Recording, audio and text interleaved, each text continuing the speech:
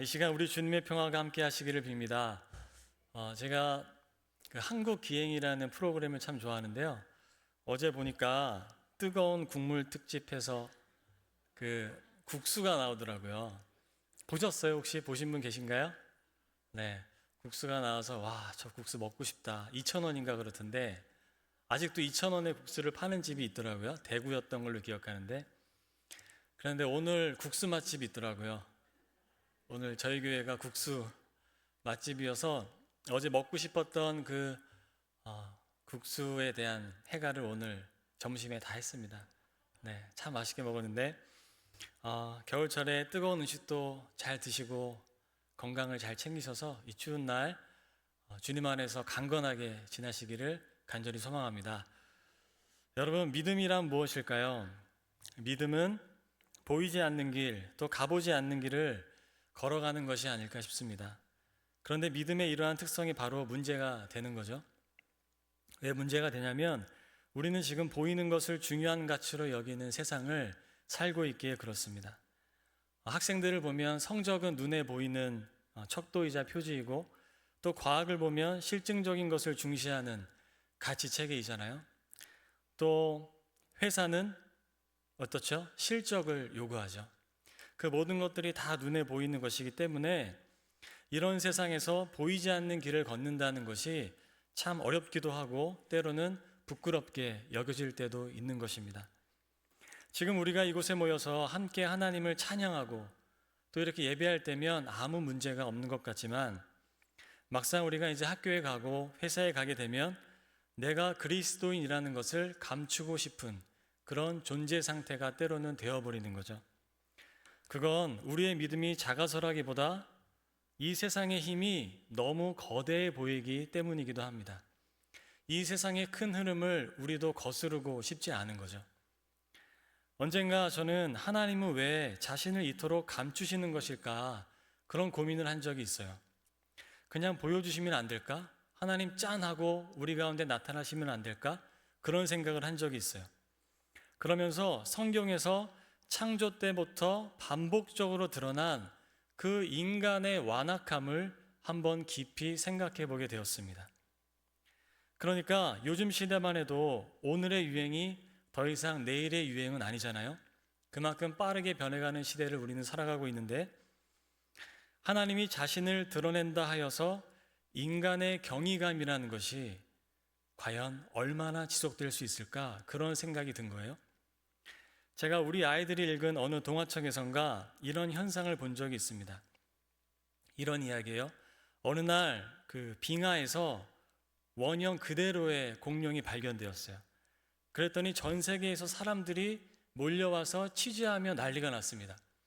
그 빙하에서 빙하가 녹고 그 공룡이 살아났는데 그 공룡이 아주 후한 대접을 받으면서 여러 취재진들에게 궁금한 것들을 이제 다 취재받으면서 아주 스포트라이트를 받게 되죠.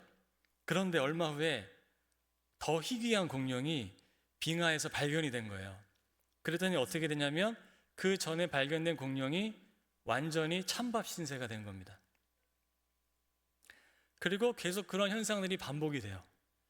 이게 무슨 얘기냐면 이슈가 되는 사건들에 대해서 인간이 얼마나 쉽게 흥분하고 쉽게 냉랭해지는 존재인지를 잘 보여주었던 동화가 아닌가 싶습니다.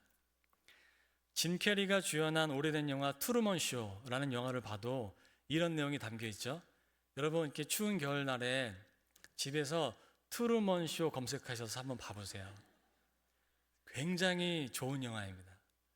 네, 아주 역작인데요. 트루먼 쇼 이번 주에 꼭 한번 보시고 제게 말씀해 주시면 좋겠습니다.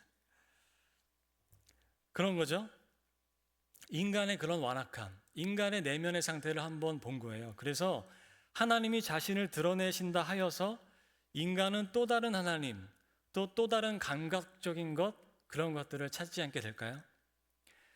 그런데 하나님이 자신을 정확하게 드러내신 역사적인 사건이 하나 있습니다. 바로 예수님이 오신 사건이죠. 예수님은 자신을 보는 것이 곧 하나님을 보는 것이라 말씀하셨어요.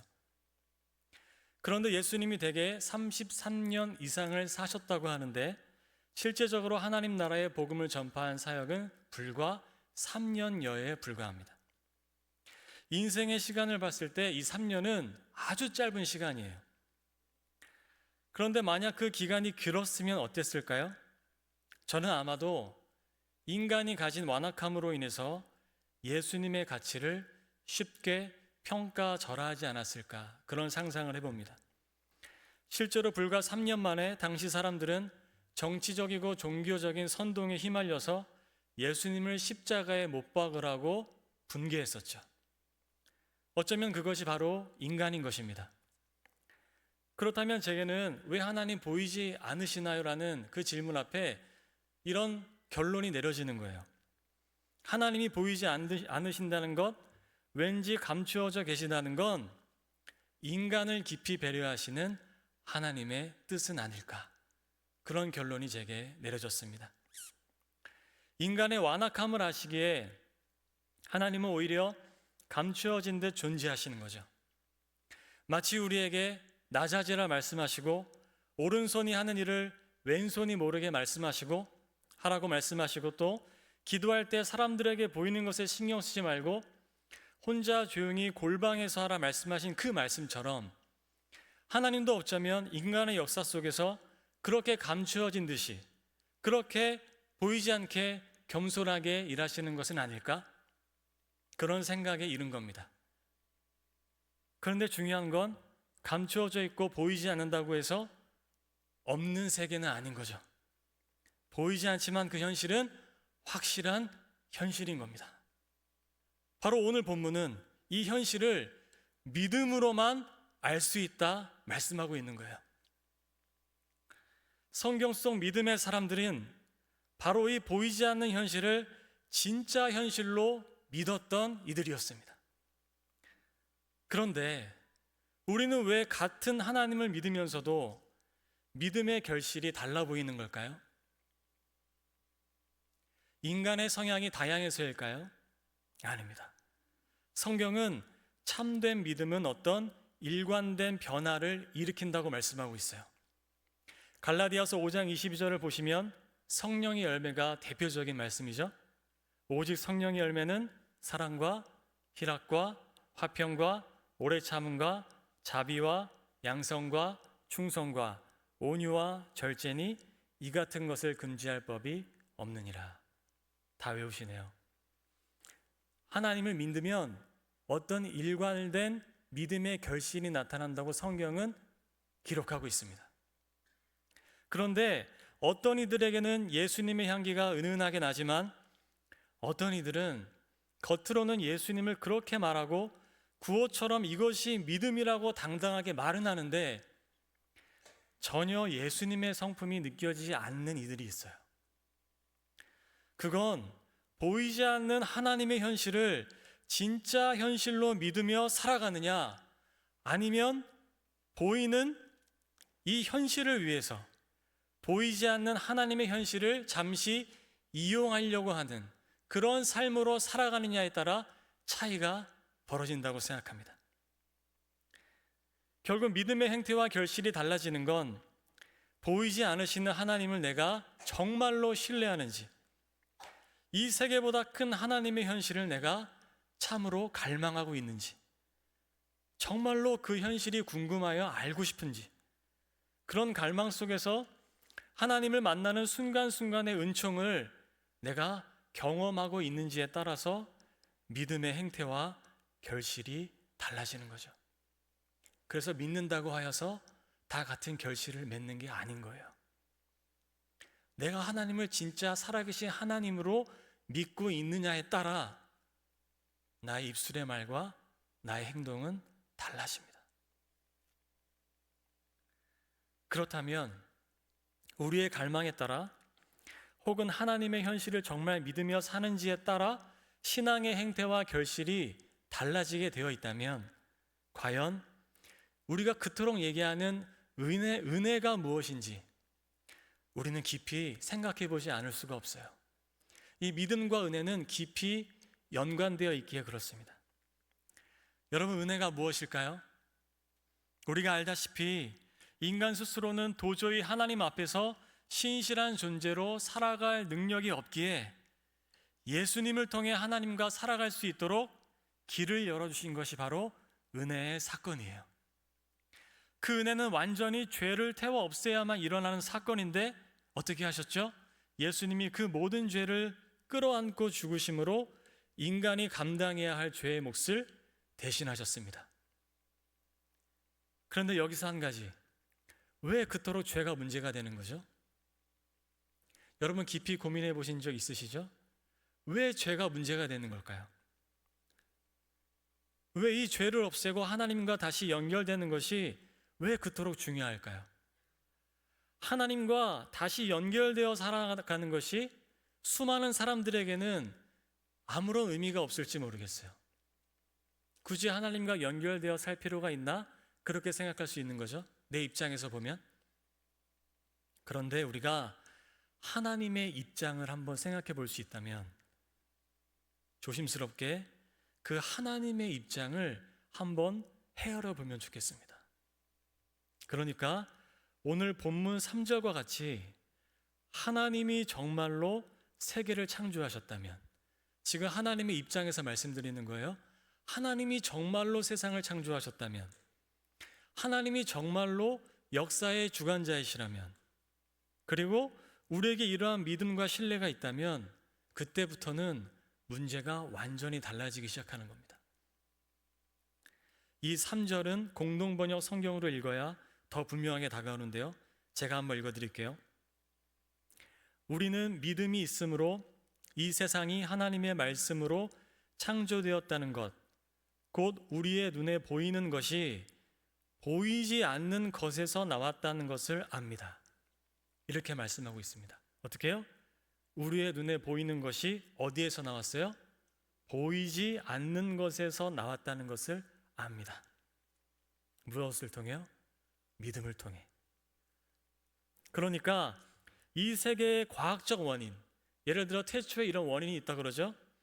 초신성의 폭발에 따라서 물질이 결합되고 그 물질이 결합되면서 생겨난 먼지들, 그 우주의 먼지들로 인해 인간과 생물이 파생되었다 그래요. 그런데 믿음은 어떻게 얘기하는 거죠? 그 과학적 사실에 하나님의 창조의 손길이 있어서 비록 우주의 먼지라고 해도 하나님께서 그 손길을 통해 생명 있는 존재가 되게 하시는 분이심을 고백하게 된다는 거예요. 그러니까 믿음으로 이 보이는 것이 보이지 않는 것에서 나왔다는 것을 아는 건 그저 과학적 사실을 과학적 사실로 받아들이는 것뿐만 아니라 그 속에서 보이지 않는 하나님의 손길이 있었음을 믿음으로 고백할 때에야 분명하게 알게 되는 거죠. 하나님이 이 세상을 말씀으로 창조하시고 흙먼지와 같은 인간에게 생명을 부여하신 분이라면 하나님 입장에서 인간이 인간답게 살아갈 수 있는 유일한 길이 무엇이냐면 하나님과 연결되는 것 외에는 없습니다. 그러니까 하나님의 입장에서 죄가 해결되어 하나님과 연결되지 않으면 인간은 인간답게 살아갈 수가 없는 거예요. 혹시 읽어보신 분이 있을지 모르겠지만 피로사회의 저자로 잘 알려진 독일의 한병철 교수님이라고 계십니다. 그 교수님께서 시간의 향기라는 책을 쓰셨는데 그 시간의 향기라는 책에서 이런 글을 쓰고 있어요. 그러니까 자유롭다는 게 뭐냐면 자유롭다는 건 단순히 구속되어 있지 않거나 의무에 묶여 있지 않다는 그런 것을 의미하는 것이 아니다. 그런 말씀을 하세요. 그러니까 자유를 주는 건 계속해서 이탈하여 벗어나는 것이 아니라 오히려 편입하여서 소속되는 것이다. 그런 말씀을 하세요. 여러분 이런 생각 한번 해보신 적 있어요? 자유는 늘 벗어나는 것이고 해방되는 것이고 그렇게 생각하셨다면 오히려 반대로 얘기하는 거죠. 자유는 소속되는 것이고 편입되는 것이다. 오히려 그 무엇에도 연결되어 있지 않은 그 상태가 공포와 불안을 불러일으킨다. 그런 이야기를 쓰고 있어요. 그래서 자유롭다는 건 어원적으로 본래 친구나 연인에게 속해 있는 그런 뜻인데 인간은 바로 사랑과 우정의 관계 속에서 자유를 느낀다고 얘기하고 있습니다. 이런 관점으로 보면 하나님과의 관계성, 하나님과 연결되는 건 본질적으로 인간을 인간답게 만들고 자유롭게 한다는 거예요. 그렇기 때문에 하나님의 입장에서 인간과 자신을 다시 연결하기 위해 죄의 문제를 해결하는 것이 본질적으로 아주 중요해지는 겁니다. 그런데 죄가 무엇인가요?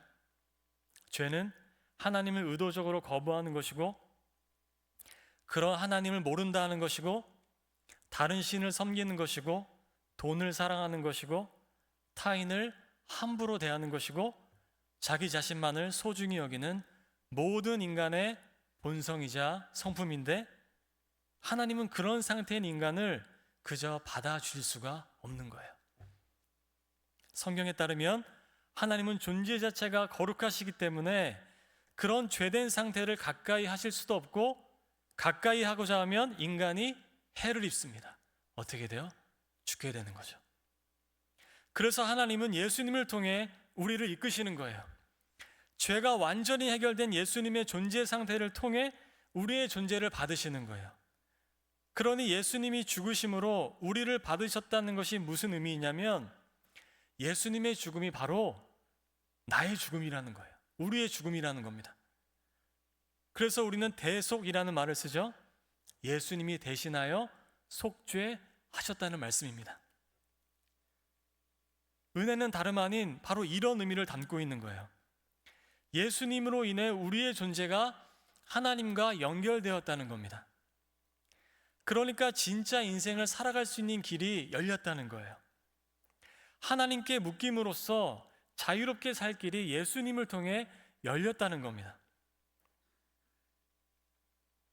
하나님의 입장에서는 이게 너무나도 중요한 거예요.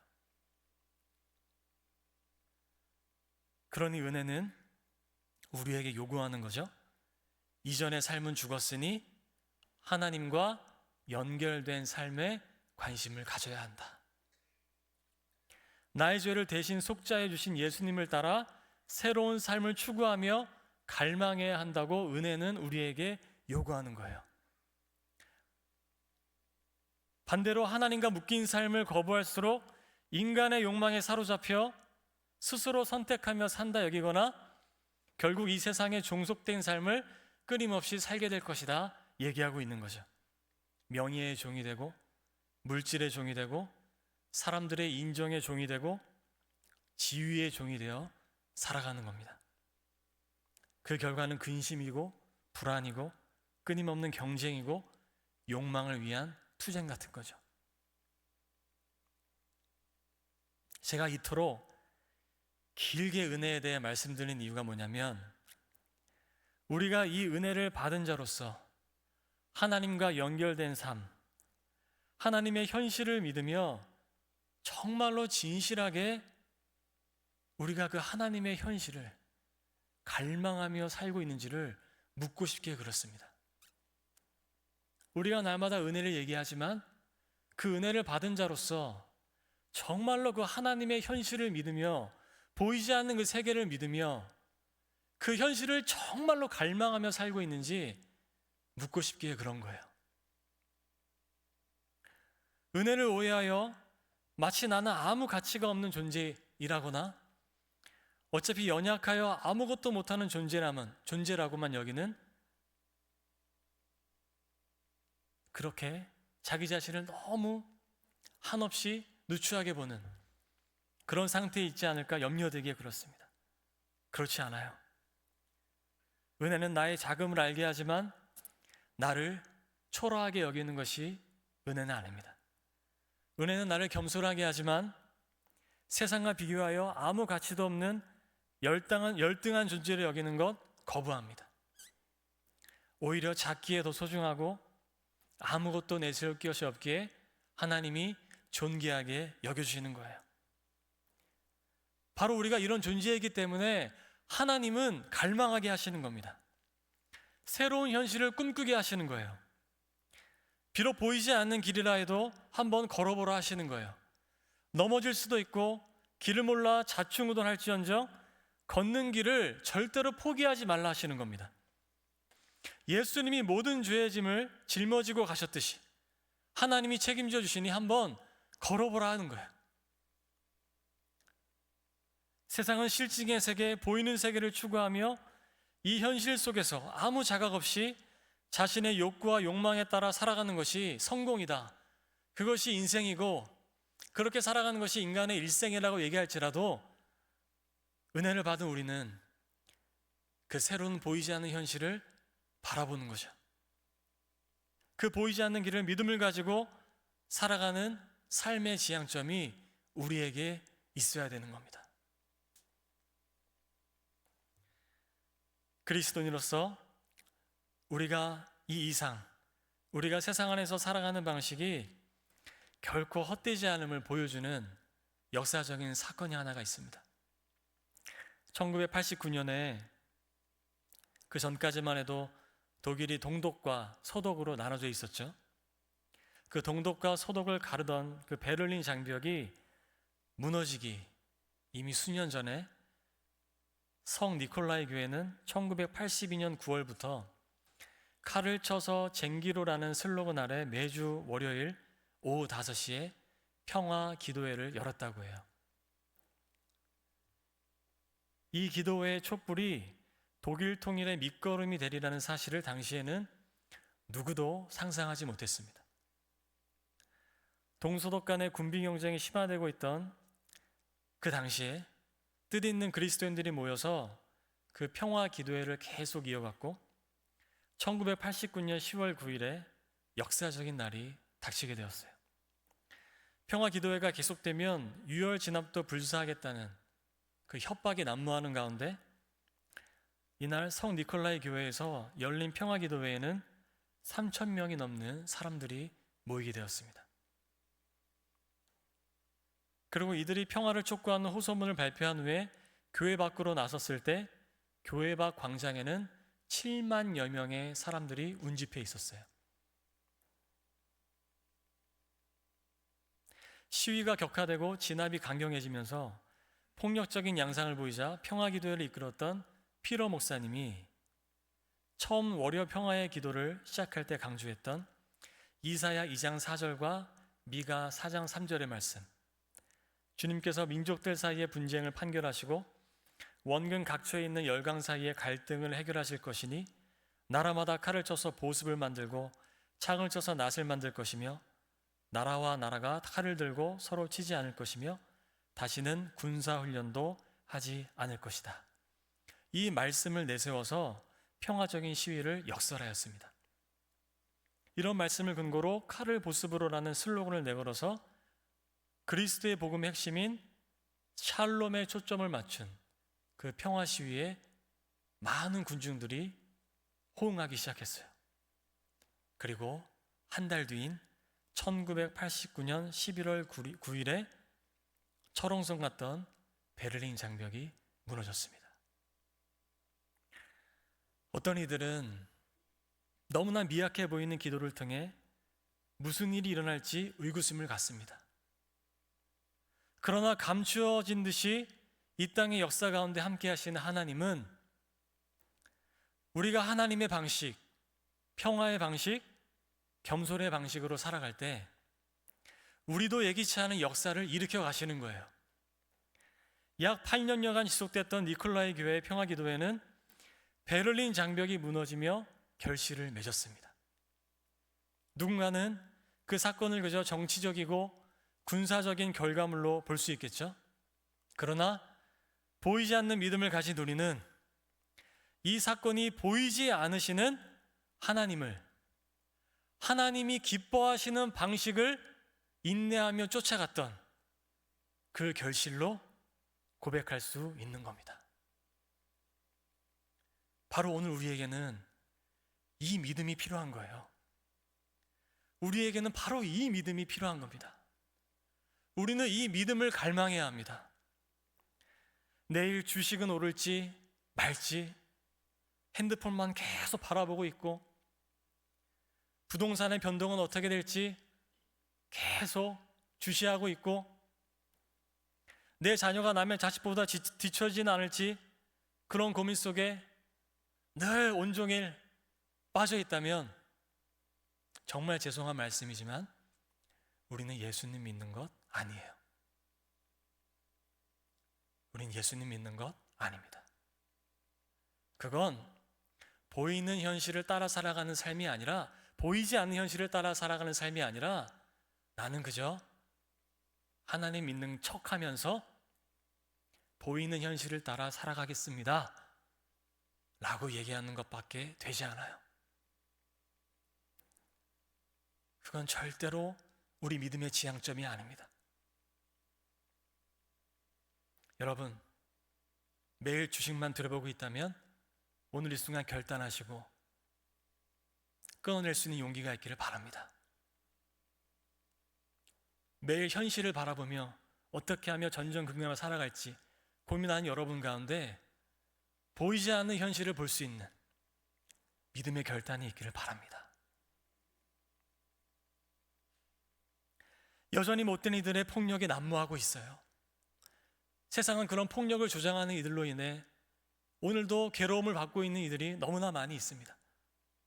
이윤과 이익을 위해 인간의 길을 포기한 듯 보이는 세상 속에서 하나님의 현실이, 그 이상이 이 땅에 이루어지기를, 예수님이 가르쳐 주신 기도가 이루어지기를 우리는 구해야 하는 거예요. 하늘에 계신 우리 아버지, 아버지의 이름을 거룩하게 하시며 아버지의 나라가 오게 하시며 아버지의 뜻이 하늘에서와 같이 땅에서도 이루어지게 하소서. 우리는 믿는 자로서 바로 이 기도를 드리기 위해 이 자리에 있는 겁니다. 그 방식은 이 기도라는 무력한 방식이고 평화라는 말랑한 언어이고 서로를 아무 조건 없이 사랑하고 존중하는 동화 같은 이야기예요. 세상이 보면 아무런 힘이 없는 것 같아요. 그러나 보이지 않으시는 하나님은 하나님의 방식을 따라가는 이 연약한 사람들을 통해서 하나님의 나라를 반드시 이루어 가십니다. 이는 분명히 이상적인 이야기예요. 꿈과 같은 이야기입니다. 그러나 하나님 나라의 역사는 이 이상을 가슴에 품은 이들을 통해 이루어져 온 거예요. 이것이 바로 믿음의 선진들이 걸어온 길입니다. 아브라함이 걸었고 야곱이 걸었고 요셉이 걸어왔던 길이에요. 아무것도 보이지 않는 길에 한 걸음씩 내디디며 아무도 알아주지 않는 고난과 박해 속에서도 하나님이 우리의 창조주이심을 신뢰하며 믿음의 실증이 되어 보이는 현실이 되어 걸어온 선진들의 발자취입니다. 주님의 사랑받는 교회 여러분, 진짜 꿈을 잃어버린 현실 속에서 우리도 이 믿음의 발자취를 따라 걷기를 예수님의 이름으로 소망합니다. 기도하겠습니다.